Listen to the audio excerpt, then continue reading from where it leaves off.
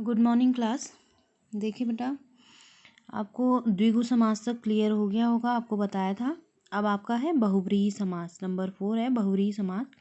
देखो, इस समास में दोनों पद प्रधान न होकर कोई तीसरा पद प्रधान होता है। मतलब जितना भी समस्त पद आपको दिया रहता है ये पूरा ही अप्रधान होता है, इसका कोई इंपॉर्टेंस नहीं होती है, ये मुख्य नहीं होता है, ये किसी और को बताता है, किसी अन्य पद को प्रदान करता है। ये पूरा विशेषण बन जाता है यहाँ पर। ये विशेषण किसी और की बताता है, किसी अन्य की विशेषता बताता है। ठीक है, तो बहुव्रीहि समास दोनों पद प्रधान न होकर किसी तीसरे को प्रधान बनाते हैं और पूरा ही पद क्या होता है, एक विशेषण का काम करता है। ठीक है, क्लियर हुआ। तो ये देखिए, जैसे चतुर्मुख है, चतुर्मुख है, चार है मुख जिसके, अर्थात ब्रह्मा। तो अब ये इसकी विशेषता बता रहा है, ये चतुर्मुख शब्द इसकी विशेषता बताता है ब्रह्मा की। तो ये पूरा ही अप्रधान हुआ, इसने प्रधान किसको बनाया, इसको, अन्य पद को, ब्रह्मा को बताया। ठीक है, वैसे ही चक्रधर, चक्रधर चक्र को धारण करने वाला अर्थात कृष्ण। तो कृष्ण इंपॉर्टेंट है यहाँ पर, चक्रधर विशेषण का काम कर रहा है। वैसे ही मेघनाथ, मेघ के समान नाद करता है, जो नाद का मतलब होता है आवाज करना, गरजना, तो रावण का पुत्र। वैसे ही कुसुमायुध, कुसुम है आयुध जिसका, अर्थात कामदेव। कुसुम का मतलब फूल होता है, पहचान, आयुध पहचान है जिसकी। ठीक है, वैसे ही अल्प बुद्धि, अल्प है बुद्धि जिसकी, मूर्ख। घनश्याम, घन के समान श्याम है जो श्री कृष्ण। तो इस प्रकार से बहुव्रीहि समास क्या करता है, पूरा ही पद विशेषण का काम करता है और किसी अन्य की विशेषता बताता है। ठीक है, क्लियर हुआ। तो इसके बाद देखो, अंतर है कर्मधारय और बहुव्रीहि। कहीं कहीं पर क्या होता है, देखो जैसे कुछ शब्द क्या होते हैं, कर्मधारय में भी आ जाते हैं और बहुव्रीहि में भी आ जाते हैं। ठीक है, तो कर्मधारय में देखो, तो विशेषण और विशेष्य का है हमारा, तो पहला पद विशेषण होता है, दूसरा विशेष्य होता है ना। तो कर्मधारय में होता है ऐसा, हमने पहले अभी पढ़ा था। तो पीताम्बर है, देखो जैसे पीत है जो अंबर, तो पीताम्बर शब्द हो सकता है बहुव्रीहि में भी आ जाए, क्योंकि पीताम्बर यहाँ पर पूरा विशेषण का काम भी करता है। ठीक है, किसी अन्य को भी बताता है पीताम्बर। कैसे बताता है, देखो, पीत है जो अंबर अगर हम कहें तो कर्मधारय समास होता है, क्योंकि विग्रह सभी का अलग अलग होता है, सबका अपना अपना विग्रह होता है। कर्मधारय में हम बीच में है जो लगाते हैं। ठीक है, और यहाँ पर हम कहते हैं किसी और, पीत है अंबर जिसका, अर्थात कृष्ण, तो हम यहाँ पर जिसका लगा देते हैं। ठीक है, पीले वस्त्र वाला या कृष्ण, ऐसे करके हम किसी अन्य को यहाँ पर लाएंगे बीच में। यहाँ पर क्या होगा, पीत है जो अंबर, कर्मधारय, सीधे सीधे है जो लग जाएगा तो कर्मधारय होगा। लेकिन इसी का विग्रह अगर हम करें, पीत है अंबर जिसका कृष्ण, तो ये बहुव्रीहि समास हो गया। अब डिपेंड करता है कि इस शब्द को हमने किस तरह से विग्रह किया। हमने ऐसे विग्रह किया तो हम इसका नाम भी कर्मधारय समास लिखेंगे, अगर हम ऐसे इसका विग्रह करते हैं तो हम बहुव्रीहि लिखेंगे। वैसे महात्मा है, महान है जो आत्मा, हम अगर सीधे सीधे कहते हैं तो कर्मधारय समास।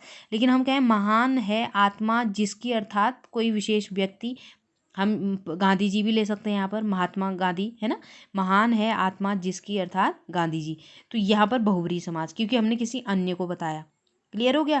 तो ये कर्मधारय और बहुव्रीहि में अंतर है। बहुव्रीहि क्या करता है, पूरा पद ही विशेषण का काम करता है, लेकिन कर्मधारय में आधा ही पद विशेषण होता है, आधा क्या होता है, विशेष्य होता है। अर्थात ये वर मतलब पीताम्बर, मतलब अंबर मतलब वस्त्र, पीत मतलब पीला, पीला है जो वस्त्र, हम इसको ऐसा भी कह सकते हैं। लेकिन यहाँ पर क्या करता है, बहुव्रीहि में पूरा पद किसी अन्य को प्रदर्शित करता है, जैसे कृष्ण को प्रकट किया। ये क्लियर हो गया कर्मधारय और बहुव्रीहि का अंतर आपको। ठीक है, लेकिन यहाँ पर क्या है, देखो द्विगु और बहुव्रीहि समास में अंतर। अब कुछ कुछ चीज़ें क्या है, द्विगु समास में क्या है, मुख्य क्या है द्विगु समास का की पहचान है कि इसका पहला पद क्या होता है, हमेशा इसका पहला पद संख्यावाची होता है। लेकिन बहुव्रीहि समास का पूरा ही पद क्या होता है, विशेषण होता है, वो किसी अन्य को बताता है। तो इसमें हमने ध्यान देना है। देखो, अष्टाध्यायी 8 अध्यायों का समूह, ठीक है, अष्टाध्यायी 8 अध्यायों का समूह हम कहेंगे तो द्विगु समास हो जाएगा। हम कहेंगे 8 अध्याय हैं जिसमें, जैसे एक ग्रंथ का नाम हम कहेंगे तो बहुव्रीहि हो जाएगा। ऐसे ही त्रिनेत्र हम कहेंगे, 3 नेत्रों का समूह, तो द्विगु समास हो जाएगा। 3 नेत्र हैं जिसके, अर्थात शिव कहेंगे तो क्या हो जाएगा, बहुव्रीहि समास हो जाएगा। जैसे मैं लिख दूं यहाँ पर, त्रिनेत्र लिखती हूँ, देखो जैसे त्रिनेत्र मैंने लिखा, अगर मैं इसको 3 नेत्रों का समूह लिखूं सीधे सीधे, ठीक है, 3 नेत्रों का समूह अगर मैं इसको लिखती हूँ तो ये क्या हो जाएगा, द्विगु समास हो जाएगा, क्योंकि मैंने केवल संख्याओं को बताया, मैंने किसी अन्य की विशेषता यहाँ पर नहीं बताई है। अगर मैं त्रिनेत्र को कहूँ, 3 नेत्र हैं जिसके अर्थात शिव। अब मैंने देखो किसी अन्य को ले आई, मैं यहाँ पर मैंने पूरा पद विशेषण का काम किया और किसी अन्य को ले आई हूँ, शिव को। तो यहाँ पर क्या होगा, बहुव्रीहि समास होगा। क्लियर हुआ आपको? ये हो जाएगा बहुव्रीहि समास। अब ये इसका विग्रह आप पर डिपेंड करता है कि आप इसका विग्रह कैसे करते हैं। अगर आप ऐसे करते हैं तो द्विगु लिखेंगे, ऐसे करते हैं तो बहुव्रीहि लिखेंगे। ठीक है, ये इनमें अंतर है। ये क्लियर हो गया होगा आपको। अगला है आपका द्वंद्व समास। द्वंद्व का अर्थ होता है युद्ध, मतलब इसके दोनों ही पद, पहला पद और दूसरा पद, दोनों ही पद प्रधान होते हैं। ठीक है, दोनों पद का बराबर अपना महत्व होता है।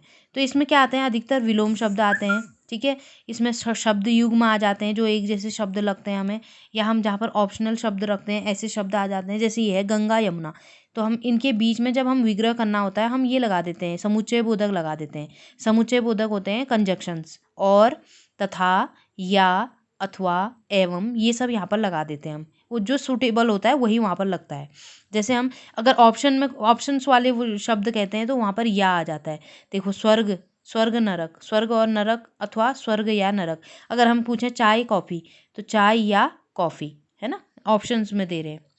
चाय पानी, चाय या पानी। तो इस तरह से यहाँ पर क्या आ जाएंगे, शब्द युग्म आ जाते हैं, जिनके बीच में यहाँ समस्त पद में डैश रहता है, और जब विग्रह करते हैं तो और, या, तथा जिसकी भी ज़रूरत होती है वो यहाँ पर लिखा जाता है।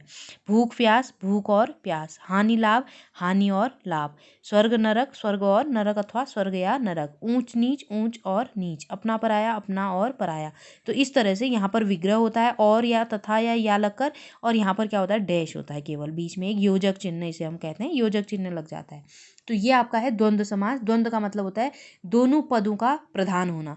उत्तर पद, पूर्व पद, ये मैंने क्लियर किया है। उत्तर पद भी प्रधान होता है, पूर्व पद, दोनों पद का अपना अपना महत्व है। गंगा का भी अपना महत्व है, यमुना का भी अपना महत्व है, तो इसलिए इसको कहा है द्वंद्व समास। ये क्लियर हो गया आपको।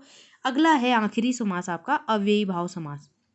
अव्ययी, अब ये क्या है, अव्यय है। अव्ययी वो होते हैं जो कभी बदलते नहीं है। अव्यय जैसे होते हैं वो वैसे ही रहते हैं, उनमें कोई परिवर्तन नहीं आता है। जैसे हमारे अविकारी शब्द हम पढ़ते हैं, अविकारी शब्द को ही अव्यय कहते हैं। उनमें कोई परिवर्तन नहीं आता है, उनमें न लिंग का प्रभाव पड़ता है, न वचन का प्रभाव पड़ता है, न काल का प्रभाव पड़ता है, कोई प्रभाव उनमें नहीं पड़ता है। तो वो कहलाते हैं अव्ययी भाव समास। अव्ययी भाव समास में पहला पद क्या होता है, इसका पूर्व पद प्रधान होता है, और वही पद क्या होता है, अव्यय भी होता है। देखो अव्यय का अर्थ हम यहाँ पर लिखते हैं, तो पहला पद हमारा क्या होता है, यहाँ पर प्रधान होता है, मतलब मुख्य होता है, और इसी का अर्थ विग्रह में लिखा जाता है। जैसे देखिए यथा विधि, अब यहाँ पर यथा पहला पद है, ये अव्यय है। यथा शब्द जो होता है अव्यय का काम करता है, हर जगह ऐसा ही रहता है। और विधि है एक सामान्य शब्द। ठीक है, तो यथा, तो हम इसको लिखेंगे विधि के अनुसार। तो यथा का अर्थ होता है जैसा, के अनुसार, जैसा संभव हो, ये सारी चीज़ें यहाँ पर आती है। देखो जितना संभव हो सके, यथा का अर्थ जितना भी होता है, और के अनुसार भी होता है। ठीक है, वैसे ही बेकाम, बेकाम, बे शब्द क्या है, अव्यय है, तो काम के मतलब बिना काम के, इसका अर्थ लिखेंगे हम। अव्यय का अर्थ हम विग्रह में लिखते हैं, जो भी अव्यय का अर्थ होता है यहाँ विग्रह में लिखते हैं, और बाद वाला पद वैसा ही उतर जाता है, ठीक जैसे ये है। जैसे यथा संभव, जितना संभव हो सके, तो संभव तो अपनी जगह वैसे ही उतरा, लेकिन यथा शब्द का हमने उत्तर यहाँ पर लिखा, अर्थ लिखा। दिनों दिन, दिन ही दिन में, तो पहले वाले दिनों का मतलब हमने यहाँ पर लिखा दिन ही। ठीक है, उसका लिखा दिन ही दिन में। यथोचित, यथो उचित, यथा धन उचित से बना है, जो उचित हो। कानो कान, कान ही कान में। प्रति मास, प्रति का शब्द होता है हर, मास का मतलब महीना, हर मास। निसंदेह, निस का अर्थ होता है बिना। ठीक है, तो निसंदेह, बिना संदेह के। तो इस तरह से ये अव्ययी भाव समास होता है। इसका पहला पद अव्यय होता है और उसी का अर्थ विग्रह में लिखा जाता है। ये क्लियर हो गया होगा आपको। Thank you.